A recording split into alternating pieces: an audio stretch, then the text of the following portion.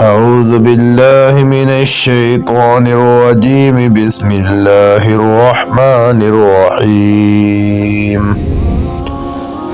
الحمد لله الذي أنزل على عبده الكتاب ولم يجعل له عوجا قيما لينذر بأسا شديدا من لدنه ويبشر المؤمنين الذين يعملون الصالحات أن لهم أجرا حسنا ماكثين فيه أبدا وينذر الذين قالوا اتخذ الله ولدا ما لهم به من علم ولا لآبائهم كبرت كلمة تخرج من أفواههم إن يقولون إلا كذبا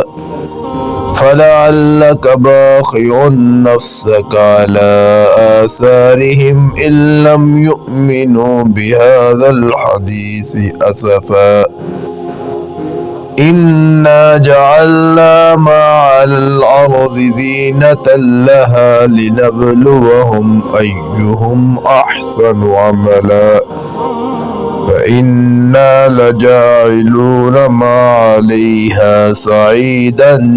جرزا أم حسبت أن أصحاب الكهف والرقيم كانوا من آياتنا عجبا